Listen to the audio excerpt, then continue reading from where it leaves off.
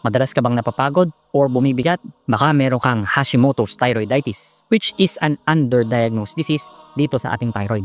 This is an autoimmune disorder that affects millions, kaso hindi nila alam na meron na pala sila nitong mga to. Okay, pag-usapan natin. Pwede na kayo? Let's start!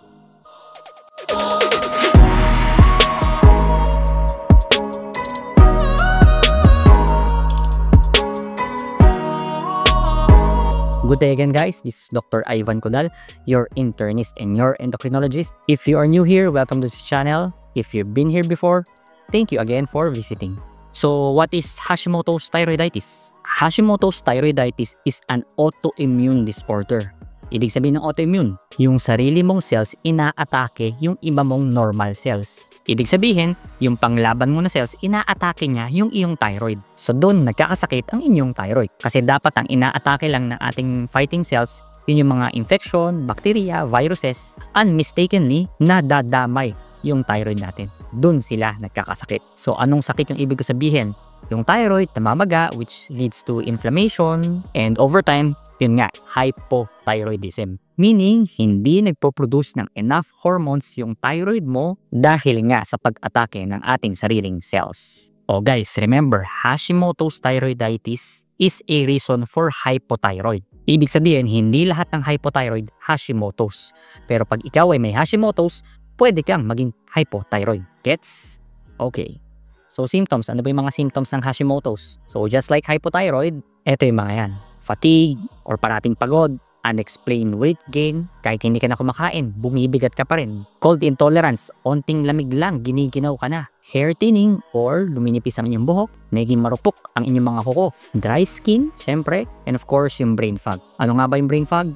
Ito yung parang diminished mental clarity, hindi ka makapag-concentrate, hindi ka makaalala ng maayos, or hindi mo masabi yung tamang salita sa gusto mong sabihin. Mental sluggishness, kumbaga. Hindi naman lahat to kailangan mong maramdaman. Isa o dalawa o tatlo, pwede mo nang i-consider. Kaya syempre, kapag meron ka mga simptomas na to, baka pwede na po kayong magpa-check sa inyong doktor. So, Dok, ba't ako nagkakaroon ng Hashimoto's? O ano ba yung mga risk factors? Just like any autoimmune disease, yung real cause nito hindi pa natin alam. Sabi nga ng mga experts, link po ito sa genetics or environment. Ibig sabihin, nung bata ka pa, meron ka ng mga genes na to, siguro nagising sila sa mga repeated exposures nung childhood ka or ngayong matanda ka na. But some of the risk factors kung bakit ka nagkakaroon ng Hashimoto's thyroiditis ay family history of thyroid disease. Kapag yung ate mo, kuya mo, nanay at tatay mo merong sakit ng thyroid, malamang ikaw magkakaroon ka rin ng sakit na thyroid, be it Hashimoto's or hindi. Female gender, mas common kasi sa mga babae yung sakit sa thyroid. Other autoimmune disease, yung celiac disease, yung irritable sila sa mga gluten, or yung component sa bread. Type 1 diabetes, yun yung mga diabetic na nag-i-insulin, rheumatoid arthritis, or pernicious anemia. Itong mga to, kapag meron kang autoimmune disease, again, puts you at risk of developing Hashimoto's thyroiditis as well.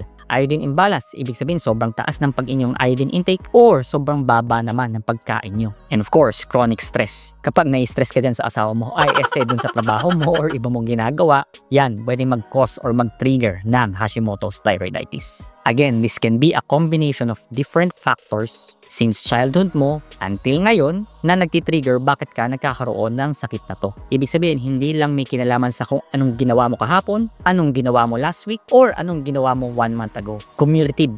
Pag pinagsama-sama, ano yung mga nangyayari sa buhay mo. O ayan, kaya medyo dapat less stress sa buhay, ha?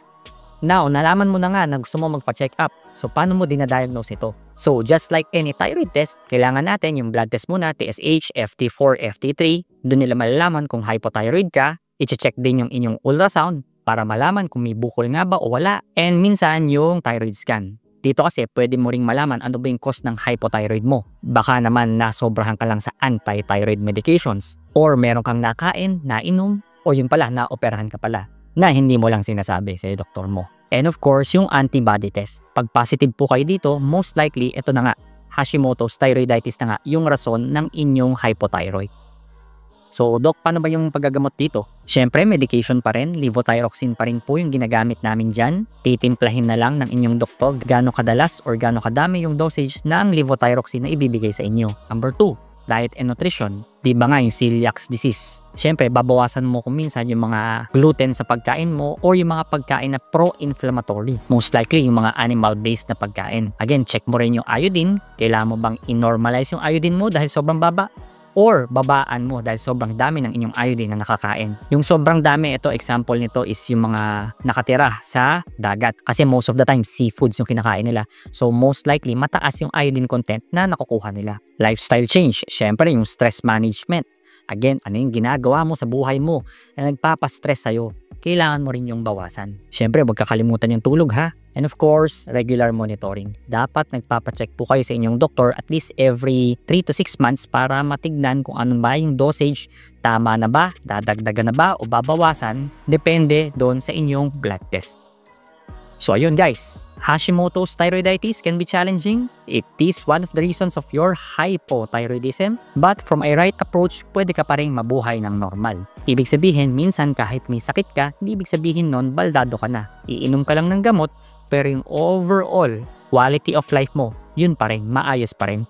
Meron ka nga lang iinumin or babaguhin sa inyong lifestyle. Syempre guys, if you suspect you have thyroid disease, please magpa-check pa rin po kayo sa doktor ninyo. Iba pa rin yung proper check-up para malaman kung ito nga yung nararamdaman ninyo. So ayun, if you have questions and comments guys, please type in nyo lang sa baba. We will try to answer them as much as we can. And if you find this video helpful, please like, share, and subscribe for more health-related concerns. And I think that will be it. And again, this has been Dr. Ivan Codal, your internist and your endocrinologist, signing out.